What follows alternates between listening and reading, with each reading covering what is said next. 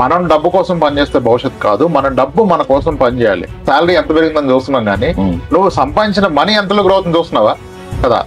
That's what middle class miss అయ్యేది. నీ డబ్బు నీ కోసం పనిచేయాలి, నువ్వు పని చేయటం కాదు. ఈ క్రెడిట్ కార్డ్ అనేది ఏంటంటే కార్డు అడుగుతాడు, ఇంకోటి అడగడు కదా. అవును, పేరెంట్స్ దగ్గర వైఫ్ దగ్గర తీసుకుంటే అడుగుతారు, ఏం చేస్తావు కదా, అడగరు కదా. ఇది ఇంకా పెద్ద మోసం. ఏ ఏజ్ కైనా ఉండాల్సింది కదా. జబ్బు ఏజ్ కైనా వచ్చినప్పుడు హెల్త్ ఏజ్ కైనా ఉండాలి. జబ్బు వచ్చాక తీసుకోవాల్సింది మందు, రాకముందు తీసుకోవాల్సింది ఇన్సూరెన్స్ కదా. డబ్బు చేసుకున్నా మందు తీసుకోవాలి, దానికంటే ముందు ఇన్సూరెన్స్ తీసుకోవాలి.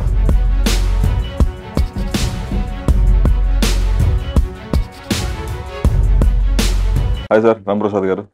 Thank you so much sir for your time. Investment పార్ట్లో మిడిల్ క్లాస్ పీపుల్కి అంటే ఇప్పుడు కొంచెం అవేర్నెస్ వస్తుంది. అంటే ఫైనాన్షియల్ ప్లానింగ్ ఎలా ఉండాలి అసలు దాని గురించి. అంటే మీలాంటి ప్రొఫెషనల్స్ కొంచెం ఫుల్ టైం ఎక్స్ప్లెయిన్ చేయడం వల్ల కావచ్చు. అంటే ఇప్పటికి కూడా అంత కంప్లీట్ అవేర్నెస్ వచ్చిందని అనుకోవడానికి కూడా లేదు. కానీ ఇప్పుడు మిడిల్ క్లాస్ పీపుల్ కామన్గా చేస్తున్న మిస్టేక్స్ ఏంటి అంటే ఫైనాన్షియల్ ప్లానింగ్ సంబంధించి? ప్లానింగ్ అంటే sir, middle class are more serious about making money. కష్టపడదాం, డబ్బులు సంపాదిద్దాం అనే దాన్ని ఫోకస్ చేస్తాం. కానీ ఆ కష్టపడే డబ్బుని ఎలా వృద్ధిలోకి తేవాలి. మనం కష్టపడితే కదా భవిష్యత్తు. మన డబ్బు మన కోసం కష్టపడాలి. ఒక హ్యూమన్ ఎన్నాళ్ళు పని చేయగలుగుతాడు? ఇప్పుడు హై క్లాసు వెల్దీ వాళ్ళు అవసరం లేదు.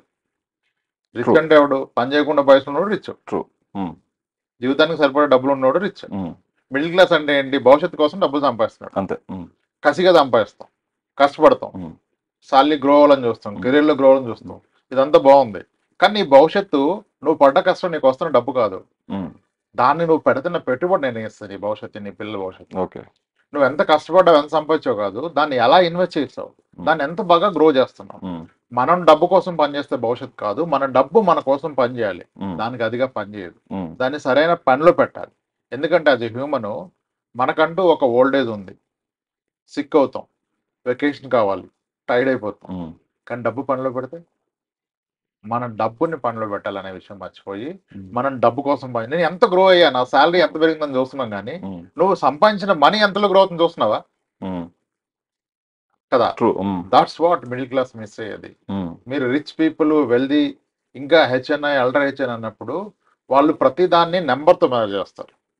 అంటే ఈ డబ్బు ఇక్కడ పెడితే నాకు ఎంత వస్తుంది. వాళ్ళు పనిచేయరు కదా, డబ్బునే పని చేపిస్తారు. అవునవును, మీరు ఎవరైనా ఎంటర్ప్రైనర్ చూస్తే. కానీ మీరు అన్న మిడిల్ క్లాస్ అన్నప్పుడు మన మైండ్ సెట్ ఎలా ఉంటుందంటే, మనం ఎంత కష్టపడుతున్నాం, ఇంకా కష్టపడతా, ఇంకా 2 జాబులు చేస్తా, నైట్ షిఫ్ట్ చేస్తా, ఎక్స్టెండ్ చేస్తా, ప్రమోషన్ తీసుకుని అంటున్నావు, అంత పర్ఫెక్ట్. ఆ మనీ ఎలా ఇన్వెస్ట్ చేస్తున్నావు, ఆ చేసే మార్గాలు ఏంటి, అది నీ కొరకు ఎంత కష్టపడుతుంది. ఆ మనీ కనుక నీ కోసం పనిచేయడం మొదలు పెడితే నువ్వు చేసిన అవసరం లేదు. నువ్వు ఎన్నాళ్ళు చేయగలవో గ్యారంటీ లేదు. ఈ రోజు మార్నింగ్ బాత్రూమ్ లో సోప్ మీద కాలేజ్ జారిపడి ఆ తల వెనక ఒక ట్యాప్ వెళ్తే రేపు ఆగిపోద్ది. ఇన్కమ్ ఆగిపోతే, నువ్వు ఆగిపోతావు.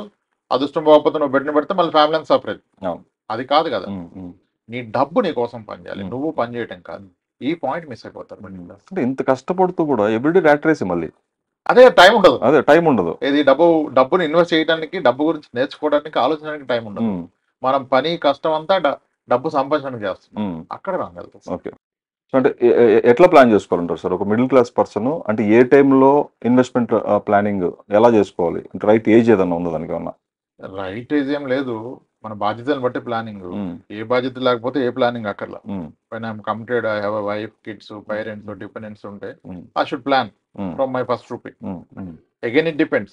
మీ క్వాలిఫికేషన్ ఏంటి, మీ కెరియర్ పాత్ ఏంటి. ఇప్పుడు నేను ఏమంటాను, యంగ్స్టర్ అనుకోండి, మీరు ఇన్వెస్ట్మెంట్ చేయొద్దు, ఫస్ట్ కెరియర్ గ్రోత్ చూసుకోండి. Initial years of the career లో మీరు కెరియర్ లో ఒక రైట్ పాత్కి వెళ్తే అప్పుడు ఇన్వెస్ట్మెంట్ ఆలోచించవచ్చు. ఇప్పుడు 20,000 శాలరీకి కెరియర్ స్టార్ట్ చేసి నేను ఇన్వెస్ట్మెంట్ చేస్తాను టైం వచ్చేది కదా. ఆ 20,000 40,000 అలా తీసుకెళ్ళాలి. 1 lakh శాలరీ, దాని మీద ఫోకస్ చేయండి. Invest on your self, upgrading skill, up skill చేసుకోండి, కాంపిటీషన్ రెడీ అవ్వండి. అది so phase of the life and the dependence ని బట్టి ఇన్వెస్ట్మెంట్. ఇప్పుడు ఏ క్వాలిఫికేషన్ అయినా స్కిల్ పెంచుకోలేరు అనుకోండి, ఇంకా స్కిల్ ఏం లేదు కదా. ఇంకా స్కిల్ పెరగదు, జీతం పెరగదు. ఇంకా దీన్నే ఫస్ట్ రూపాయి నుంచి జాగ్రత్తగా దాచుకోవాలి. లేదు నేను బీటెక్ ఫ్రెషర్, ఎంబీఏ ఫ్రెషర్, నేను గొప్ప కాలేజ్, నామా కాలేజ్, అందుకని నాకు రావట్లేదు, బట్ నేను అందరు కాలేజీల వాళ్ళకి వెళ్ళాలంటే వాట్ ఇస్ దట్ యూనిక్నెస్ నీలో పెంచుకోవాలి కదా. అంతే. ఇప్పుడు ఏమవుద్దంటే, ఇప్పుడు కొంచెం లే ఆఫ్స్ అని టాక్ వస్తుంది ఒకసారి, రాగానే బాటమ్ పర్ఫార్మెన్స్ భయం వస్తుంది. ఇప్పుడు ఫర్ ఎగ్జాంపుల్ చెప్తా, one of my client come friend sales post లో చేస్తాడు. అక్కడ ఈ వీక్ ఏదో లిస్ట్ వస్తుంది, కొందరిని తీసేస్తారని చెప్పారండి. మొత్తం తీస్తే 11 months షేక్ హ్యాండ్ ఇస్తా అని చెప్పారు. Okay. It's like 11 months salary they pay. Somehow ఇతనికి ఆ జాబ్ లో అంత ఎక్సైట్మెంట్ లేదు. Not of new learning excitement లేదురా, నేను వెళ్ళిపోవాలంటాడు. ఇదే ఛాన్స్ కదా, ఇలా లే ఆఫ్ లో నా పేరు వస్తే బాగనుకున్నాడు. ఇది తెలుగు వెళ్ళి వాళ్ళ బాస్ని అడిగాడు, బాస్ ఇది ఈసారి లిస్ట్ ఉంది కదా, దాంట్లో నా పేరు అని పెట్టిస్తారా. ఆడికి మండిపోయింది, గట్టిగా ఎక్కి దిగాడు. What you think of me boss, అనుకుంటారా నా గురించి, నాకు తెలుసు ఎవరిని తీయాలో, కంపెనీకి తెలుసు ఎవరిని తీయాలో, నీ పేరు ఉండదు, పిచ్చాల్సిన పెట్టుకు వెళ్ళి పని చేసుకున్నాడు. అంటే ఇది స్కిల్ అయినా అదే అది లేనప్పుడు భయపడుతూ ఉండాలి. కాబట్టి ముందు స్కిల్ పెంచుకోవాలి. ఒక ఆర్గనైజేషన్ నేను ఉంటే at least I should be in the top 10 performance. Bottom 10 లో ఉంటే రిస్క్. అక్కడ నుంచి అప్గ్రేడ్ అవ్వాలి. కానీ అది మానేసి నాకు వస్తున్న డబ్బు ఇన్వెస్ట్ చేస్తుంటే కూడా తప్పే కదా. ఫస్ట్ అటు కెరియర్ చూసుకోవాలి, బ్యాలెన్స్ చేసుకోవాలి. రెండు పర్సన్ టు పర్సన్ మారిపోతాయి. ఎగ్జాక్ట్ 22 ఏళ్ళకి పెట్టు, 25 ఏళ్ళకి పెట్టు. స్కిల్ లేనో 22 ఏళ్ళకి పెట్టడం మొదలు పెడితే ఇంకా అక్కడ అయిపోతాయి. ఆ స్కిల్ పెంచుకుని కూడా మేబీ 20 స్టార్ట్ చేయండి. అలా సార్ కేస్ టు కేస్ మారిపోతుంది. ఇదే మిడిల్ క్లాస్ పీపుల్కి ఇంకోటి మేజర్ కన్సర్న్, మీరు లాస్ట్ వీడియోస్ కూడా చాలా సార్లు చెప్పారు, మెయిన్ చిల్డ్రన్ ఎడ్యుకేషన్. ఒకటి children education, so health obviously. ఈ రెండింటి మీద ఎక్కువ వాళ్ళకి ఎక్స్పెన్సెస్ కూడా ఉంటాయి అనమాట. సో ఫైనాన్షియల్ ప్లానింగ్ కూడా హెల్త్ పరంగా అవేర్నెస్ ఉన్నా లేకపోయినా కూడా చిల్డ్రన్ ఎడ్యుకేషన్ మాత్రం ఖచ్చితంగా కష్టపడతారు, దాన్ని ప్లాన్ చేస్తారు. చిల్డ్రన్ ఎడ్యుకేషన్ ఇంత డబ్బులు ఖర్చు పెట్టినప్పుడు చిల్డ్రన్కి కూడా ఆ ఫైనాన్షియల్ డిసిప్లిన్ కూడా చాలా ఇంపార్టెంట్గా మనం నేర్పించాల్సింది. సో మిడిల్ క్లాస్ పీపుల్ వాళ్ళ కిడ్స్కి నేర్పించాల్సిన ఒక 3 బెస్ట్ ఫైనాన్షియల్ డిసిప్లిన్స్ అంటే ఏం చెప్తారు మీరు? First, education is the only investment which is guaranteed multibagger. Okay, చదువుకి పెట్టింది మాత్రమే 100 రెట్లు వెనక్కి వస్తుంది, ఇంక దేనికి పెట్టింది రాదు. ఇన్వెస్ట్మెంట్ లో best investment education. Okay, academics మాట్లాడతాం. సిమిలర్లీ ఫైనాన్షియల్ నాలెడ్జ్, మళ్ళీ అంత పెట్టడానికి ఇది లేకపోతే ఫెయిల్ అవుతాడు. అవును, ఇప్పుడు ఎంత డబ్బు సంపాదించినా దాన్ని మేనేజ్మెంట్ అయితే ఫెయిల్ అవుతారు కదా. పిల్లలకి ఫినాన్స్ పేరెంట్స్ నేర్పాలి, బయట ఎవరు నేర్పకూడదు. ఫినాన్స్ కోర్సులు నేర్పకూడదు, కోర్సులు ఏమొద్దు. నీ పేరెంట్ నువ్వే వాడిని మెంటర్గా నువ్వే ఉండాలంటే, ఇప్పుడు ఒక పేరెంట్ ఉన్నాడు, ఇప్పుడు వీకెండ్ సండే షాపింగ్కి వెళ్తున్నాం, మార్కెట్కి వెళ్తాం morning Sunday, whichever veg non veg వెళ్తారు కదా. You take your kid along with you if it's 7-8 years. Okay, reason చెప్పు, ఎందుకు, why did you choose this particular vendor. ఇన్ని షాపులు ఉంటే కూరగాయలు ఈ షాప్కి ఎందుకు వెళ్తున్నావు, నాన్ వెజ్కి వెళ్తే ఈ షాప్కి ఎందుకు వెళ్తున్నావు, నువ్వు ఎప్పటి నుంచి వస్తున్నావు, రీజన్ ఏంటి, దాన్ని క్వాలిటీ చెక్ ఎలా చేస్తున్నావు, కాస్ట్ నెగోషియేషన్ ఏం చేస్తున్నావు, స్టాండర్డా. ఇప్పుడు నాన్ వెజ్ కొనే వాళ్ళు ఉంటారు, మటన్ ఎప్పుడు ఒకటే ప్రైస్ ఉంటుంది, చికెన్ ప్రైస్ ఎందుకు ఫ్లక్చువేట్ అవుద్ది, దానికి ఆన్సర్ వస్తుంది కదా. అవును, అసలు ముందు నువ్వు తెలుసుకుంటావు. కరెక్టే, పిల్లలు చాలా ఓపెన్ గా అడుగుతారు క్వశ్చన్స్. అవును, నువ్వు ఓపెన్ గా వాళ్ళని తీసుకెళ్తే వాళ్ళు అడిగే క్వశ్చన్స్ నీకు నాలెడ్జ్ పెరుగుతుంది. అవును కదా, వాడికి అది లెర్నింగ్, వాడు అవుట్ ఆఫ్ ఇంట్రెస్ట్ నేర్చుకుంటాడు. నువ్వు షాపింగ్కి వెళ్ళావు సూపర్ మార్కెట్ కి, నువ్వు చేయక లిస్ట్ రాసి పిల్లలకి ఇచ్చేసాయి, బాస్కెట్ ఇచ్చేసాయి, కార్డు ఇచ్చేసాయి, ఒక మూల కూర్చో, చూడు ఏం జరుగుతుందో. వాళ్ళకి టార్గెట్, నాన్న మన బడ్జెట్ ఇది, ఇవి మనకి రిక్వైర్డ్ ఐటమ్స్, నువ్వు ఎలా ఫిట్ చేస్తావు చెయ్యి. మమ్మీకి ఫోన్ చేసి అనుకో ఎంత క్వాంటిటీ, ఇడ్లీ రవ్వ ఎంత కావాలి పర్ మంత్ కి, ఆయిల్ ప్యాకెట్స్ ఎన్ని కావాలి కదా, ఇది మరి మన బడ్జెట్ ఇంతే ఉంది. వాడు రీసెర్చ్ చేస్తాడు, 10 years క్యాండిడేట్ రీసెర్చ్ చేస్తాడు. వాడు వస్తాడు నీ దగ్గరికి, daddy oil packet 8 rupees difference ఉంది దీనికి దానికి, మరి తీసుకుంటే ఈ 5 ఆయిల్ ప్యాకెట్ 50 rupees మిగులుతుంది, ఆ 50 rupees గులాబ్ జామ్ తీసుకుందామా అంటాడు కదా. ఇన్వాల్వ్ చేయండి వాళ్ళని, ప్రతి పర్చేజ్ లో నెగోషియేషన్ లో ఇన్వాల్వ్ చేయండి. ప్రిఫరబుల్లీ ఎప్పుడు షాపింగ్కి వెళ్ళినా వన్ ఆఫ్ ఒక కిడ్ని తోడు తీసుకుని వెళ్ళండి. Involve them in the entire activity. సరుకులు లిస్ట్ రాసినప్పటి నుంచి కొనే దగ్గర ప్రతిదానికి రీజన్ అడుగుతారు వాళ్ళు, ఎందుకు నువ్వు రత్నదీప్కి ఎందుకు వస్తున్నావు, విజేతకి ఎందుకు వెళ్ళట్లేదు అడుగుతారు కదా. ఎందుకంటే ఇది మన 30-40 years ఎక్స్పీరియన్స్ చూస్ చేసుకున్న పాయింట్స్, చూస్ చేసుకున్న వెండర్స్. మనకి ఎంతో రీసెర్చ్ మనకు తెలవకుండా బ్యాక్ ఎండ్ లో. ఇప్పుడు వీడు అడుగుతాడు మనని, 11 years కిడ్ అడుగుతాడు మిమ్మల్ని, అండ్ ఓపెన్ చేస్తే వాడు వేసే క్వశ్చన్స్ మీ దగ్గర ఆన్సర్ ఉండదు. మేబీ కొన్ని మీరు కరెక్ట్ చేసుకోవచ్చు. అలా ఇన్వాల్వ్ చేయండి అంతే. ప్రత్యేకించి ఫైనాన్స్ నాలెడ్జ్ ఏదో నేపథ్యం అక్కర్లా, డే ఇన్ డే అవుతాయి కదా ఫైనాన్స్ అంటే. సిమిలర్లీ ఇదంతా అయిపోయాక మీ ఇన్వెస్ట్మెంట్స్ ఏం నడుతున్నాయి ఎందుకు అవి చెప్తే మంచి క్వశ్చన్స్ వస్తారు, ఆన్సర్ వస్తుంది. ఇప్పుడు ఫైనాన్షియల్ ప్లానింగ్ కూర్చున్నప్పుడు మేనేజర్ క్యాడర్లో చేస్తున్న అతన్ని సార్ ఇన్ఫ్లేషన్ అంటే చెప్పడు, పక్కన 8th class పాప బాబు ఉంటే చెప్పేస్తారు. అంటే వాళ్ళకి ఇంట్రెస్ట్ ఉంటుంది, మనమే వాళ్ళకి ఆ యాక్సెస్ ఇవ్వట్లే. దానికి ప్రత్యేకించి కోర్సులు ఏమంటారు చెప్పండి, మనీ విలువ ఏంటి, ఖర్చు ఏంటి, మనకి ఎంత వస్తుంది, అసలు మన ఖర్చులు అంటే మన రిక్వైర్డ్ ఐటమ్స్ ఏంటి, ఎంత క్వాంటిటీ, నెలకి ఎంత అవుతుంది. మీరు 3 ఇయర్స్ తీసుకెళ్తే 4th ఇయర్ చేసిపోతుంది. సో ప్రతి దాంట్లో ఇన్వాల్వ్ చేయాలి వాళ్ళని. ప్రాక్టికల్ ఇన్ఫ్లేషన్ అర్థమవుతుంది. ఇప్పుడు నా చిన్నప్పుడు నేను స్కూల్కి వెళ్తున్నప్పుడు ఆయిల్ కావాలంటే వేరుశనగ మిల్లుకి వెళ్ళి తెచ్చుకునేది. అవును, గానుగలు. అది పెద్ద మిషన్, అది మిల్. అవును, వాళ్ళు ఒక స్టీల్ క్యాన్ లో పోసేది. మనకు ఆ రేటు వాడిని ఎక్స్ట్రా పోయమని అడగడం. అవును అవును అవును. అంకుల్ అది ఇది అంటే వాడు ఎక్కువ వస్తాడు, అది తేవటం. అదంతా మనకి ఇచ్చింది, ఆ ఎక్స్పీరియన్స్ పనికి వస్తుంది. అప్పుడు ఇన్ఫ్లేషన్ అంటే అర్థమైపోయింది కదా. లీటర్ పాలు 6 రూపాయలు కొన్నాం, 60 రూపాయలు కొన్నాం మన లైఫ్ లోనే. పిండి అంటే 8 రూపీస్, వాటర్ కలిపి తింటా. అవును కదా, ఇదంతా అలా అర్థమైపోయింది పిల్లలకి. యాక్చువల్లీ మనకంటే పిల్లలు అంటే వాళ్ళకి ఏం తెలియదు, పిల్లడు అంటే వాడికి ఏం తెలియదు, ఆడికి ఏం తెలుసు, ఆడికి ఏం తెలుసు, ఆడికి ఏమీ తెలియదు. నువ్వు వాడికి ఏం తెలియదు అంటే ఆడికి ఏం తెలియదు. మావాడు షార్ప్ అన్ని తెలుసు అంటే ఆడికి అన్ని తెలుస్తాయి. ఇదంతా పేరెంట్స్ రెస్పాన్సిబుల్. దీనికంటూ ప్రత్యేకించి కోర్సులు ఏం అక్కర్లేదు. Involve them in all your financial decisions. A action towards finance అయినా, మీరు ఒక ఫంక్షన్ ప్లాన్ చేసినా వాళ్ళని కూడా ఇన్వాల్వ్ చేయండి. ఓ మేము పెద్దోడిని, నేను సీరియస్ మొత్తం నేనే చూస్తున్నాను చెప్పేసి అరిసేసి పగలు నేను చేస్తున్నా అంటే అనుకుంటే ఏం తెలియదు, ఇద్దే చేస్తాడు అనుకుంటాడు. ఇన్వాల్వ్ చేయండి, వాళ్ళకి కూడా రెస్పెక్ట్ చేయండి, ఆనెస్ట్గా చెప్పండి మీ ఫ్యూచర్ థాట్స్ ఏంటి, నేర్చుకుంటారు స్లోలీ. 14-15 ఇయర్స్ కల్లా మంచిగా అయిపోతారు. కానీ పిచ్చి పిచ్చి కోర్సులు ఇప్పుడు చాలా వచ్చినాయి. 10,000 కడితే 20,000. వాడు dummy trading, paper trade, currency, commodity, F&O, market ఏంటంటే, డెట్ ఏంటంటే, ఇవన్నీ ఎందుకు పిల్లలకి 7 ఏళ్ళకి 8 ఏళ్ళకి? నీ లైఫ్ ఏంది, నీ ఖర్చులు ఏంది, రేట్ అంటే అదిగా చెప్పాల్సింది. ఇది పేరెంట్స్ బాధ్యత అంతే. పేరెంట్స్ నేర్పిస్తే పిల్లలు నేర్చుకుంటారు, ఎవరు నేర్పాల్సి. మీ దగ్గరకు వచ్చే క్లయింట్స్ లో ఏదైనా ఒక పర్టికులర్ క్లయింట్ కానీ మిమ్మల్ని మోటివేట్ చేసి వాళ్ళ స్టోరీ ద్వారా, వాళ్ళ జర్నీ ద్వారా మీరు బాగా ఇన్స్పిరేషనల్ ఫీల్ అయిన క్లయింట్ ఎవరైనా ఉన్నారండి? చాలా మంది ఉంటారు. ఓకే, ఏం కాదు, ఇట్స్ నాట్ దట్ మనం ఏదో క్లయింట్స్ ఎడ్యుకేట్ చేస్తాం కాదు, దట్ హ్యాపెన్స్.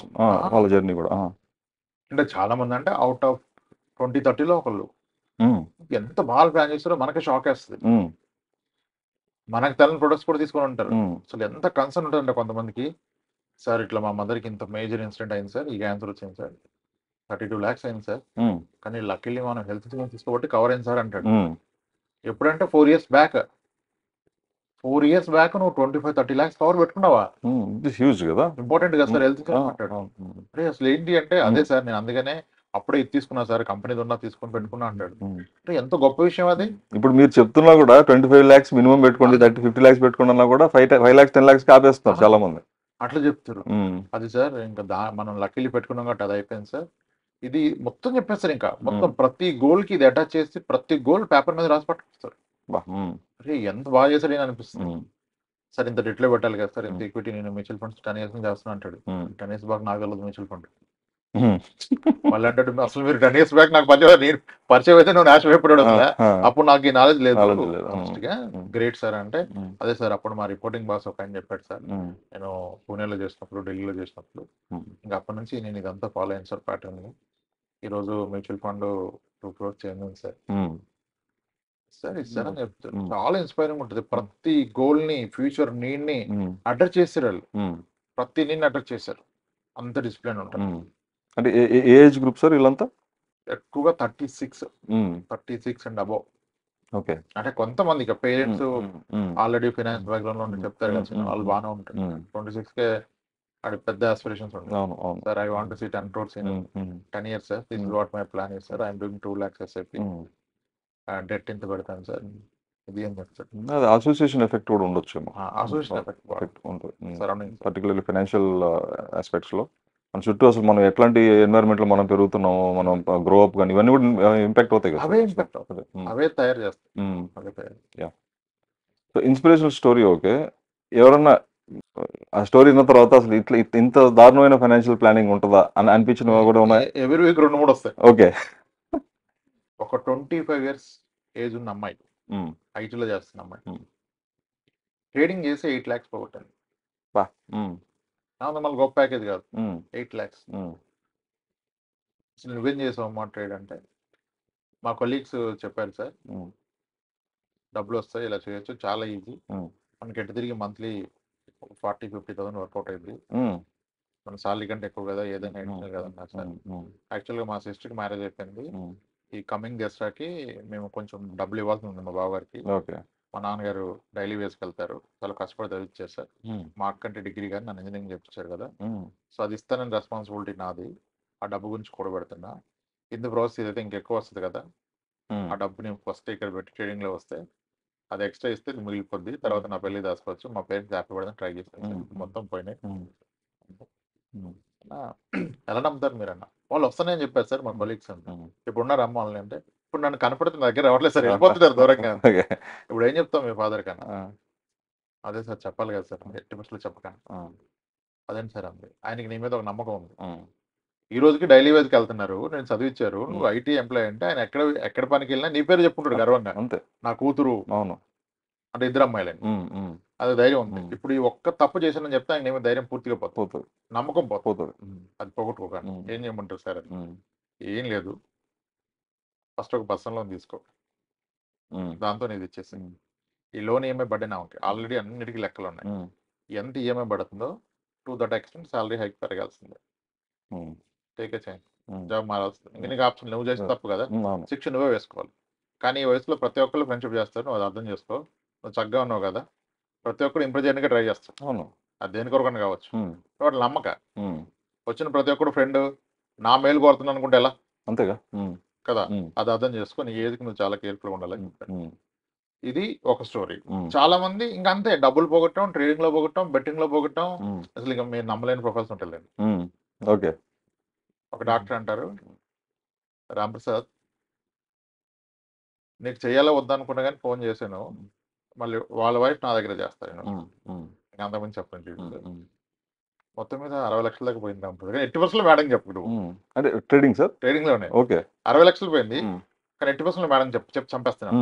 నేను మెల్లిగా క్లియర్ చేస్తున్నా, నేను చేశాక నీ దగ్గర స్టార్ట్ చేస్తా. అప్పుడు వద్దన్నాను కదా, అన్నాను కదా నీతో గుర్తుందా, మ్యూచువల్ ఫండ్స్ ఉంది మనో పెట్టుకోవచ్చు అన్నా కదా, అది తప్పని ప్రూవ్ అయింది. కానీ it costed me 60 lakhs around. ఇప్పుడు క్లియర్ చేస్తున్నా, 80% మేడం చెప్తే నేను చంపేస్తుంది, కొట్టేద్దు నన్ను అని చెప్తాను.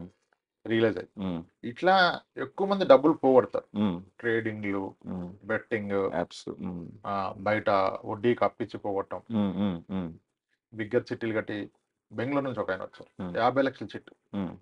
ఆయన ఇంటీరియర్ వర్క్ చేస్తారు, ఇంటీరియర్ వర్క్, 3 అమ్మాయిలు అయింది. ఓకే.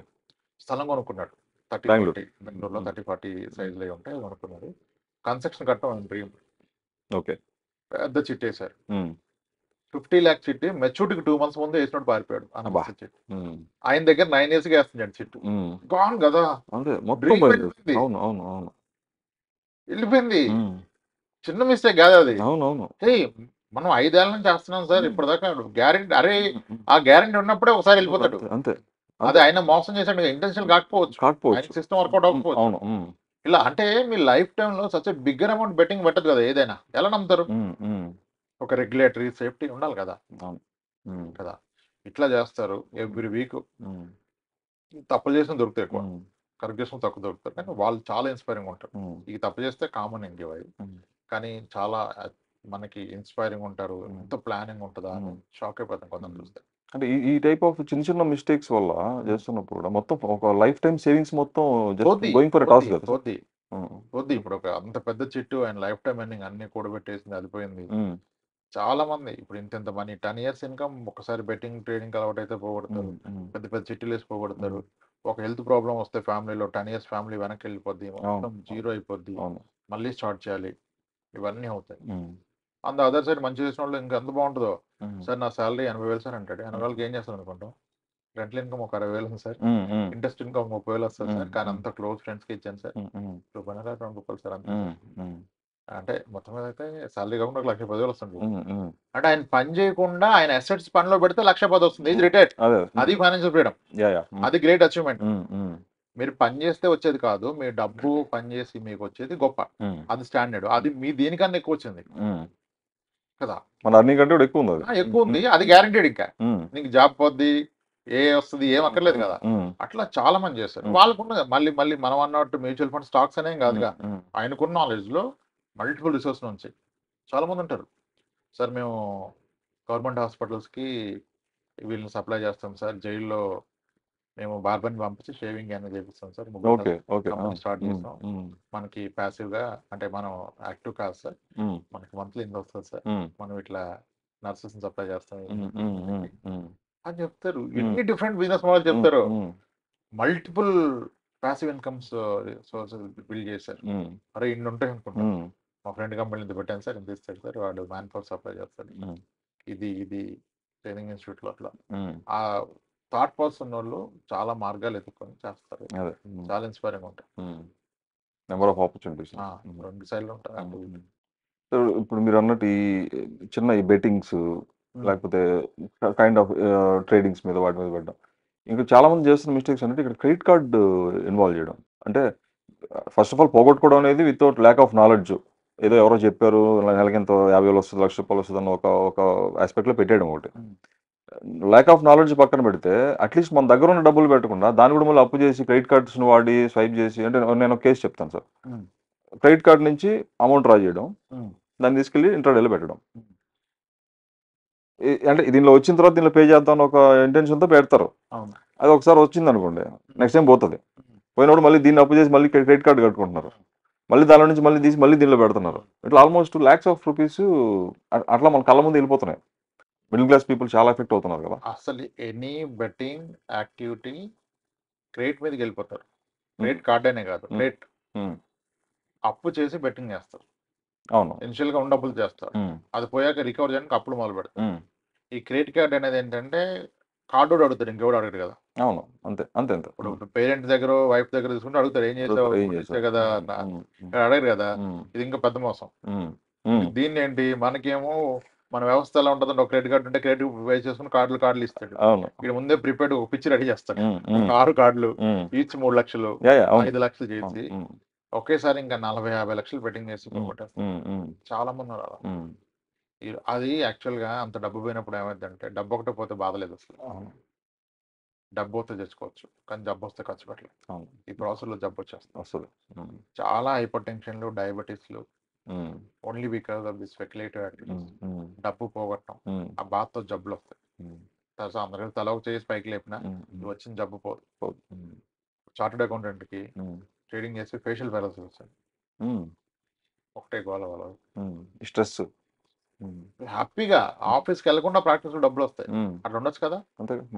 దానికి తోడు F&Oకి వెళ్ళిపోయి ఏదో చేసి కోచింగ్ నేర్చుకుని, అసలు నన్ను అడిగితే కోచింగ్ తీసుకుని డబ్బులు పోవడం ఎక్కువ మంది. వెళ్ళి 1 day 2 day సెషన్స్ వెళ్ళి ట్రేడింగ్ లో ఆన్లైన్ లో కూడా చాలా వస్తున్నాయి. మొత్తం వాళ్ళే ఎవరిది చెప్పలేము, ఏంటని చెప్తాం. పాపం బాధ వస్తుంది, కానీ రియలైజ్ అవుతారు. పాపం అది కూడా మంచిదే, ఇక్కడ నుంచి లైఫ్ లో ఉంటారు. కానీ ఈ ఫస్ట్ ప్లేస్ లో పోగొట్టుకుంది లైఫ్ లో రికవర్ చేయలేనంత పోగొట్టు ప్రాబ్లం. చాలా మంది అంత పోగొట్టేస్తారు. ఒక 10 లక్షలు పోయి ఆగితే పర్లేదు, ఇర్రివర్సిబుల్ ఇంకంతే. ఇంకా వీ కాంట్ డూ ఎనీథింగ్, ఏం చెప్పలేం.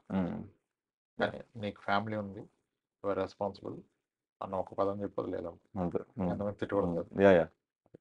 అంటే క్రెడిట్ కార్డ్స్ దీంట్లో కూడా సార్, అంటే మల్టిపుల్ క్రెడిట్ కార్డ్స్ పెట్టుకోవడం, మీరు అన్నట్టు ఒక 4-5 క్రెడిట్ కార్డ్స్ తీసుకోవడం. క్రెడిట్ కార్డ్స్ ఈజీగా వచ్చేస్తాయి. వచ్చిన తర్వాత ఈ కార్డ్ నుంచి ఇంకో కార్డుకి, ఇంకో కార్డు నుంచి ఇంకో కార్డుకి, అంటే అమౌంట్ ఈ స్వాపింగ్ ఎవ్రీ మంత్, దీనికి తెలియకుండా డెట్స్లోకి వెళ్ళిపోవడం, అంటే అవుట్ ఆఫ్ కంట్రోల్ వెళ్ళిపోయి ఒక టైంలో విపరీతంగా ఆపుల్లోకి వెళ్ళిపోయి ఇబ్బంది పడడం, ఇట్లాంటి కేసు కూడా చాలా జరుగుతున్నాయి కదా. అవి ఇంకా క్లియర్ చేయలేరు, కొట్టేస్తారు. కొట్ట ప్రశాంతం ఉండదు. కాల్స్ రావుతూ ఉంటాయి, ఎస్కేప్ అవ్వాలి. ఇవాళ రేపు బాగా ట్రాక్ చేస్తారు. వాళ్ళు రికవరీ ఏజెన్సీలకి హ్యాండ్ ఓవర్ చేస్తారు. అవును, అక్కడ మీకు డిఫరెంట్ బకెట్స్ ఉంటాయి, 90, 183. చాలా హారబుల్ ఉంటారు, చాలా స్ట్రెస్. మళ్ళీ ఎక్కువ మాట్లాడినా మనం ఏం చేయాలి చెప్పండి అంటారు. అసలు ముందు అది చేయకూడదు, చేసినాక ఏం చేయాలి చెప్పడం కూడా దానికి బుద్ధి ఉండాలి కదా ఫస్ట్. అవును, నీకు బాధ్యతలు ఉన్నప్పుడు అట్లా పిచ్చి పిచ్చి చేయొచ్చు. అత్యావసర అవసరమా? ఇప్పుడు అవసరానికి ఇప్పుడు హెల్త్ ప్రాబ్లం వచ్చింది, కార్డు గీకాను, అప్పు కట్టుకున్న పద్ధతి, కట్టలేకపోతే నెగ్గొడుతున్న పద్ధతి.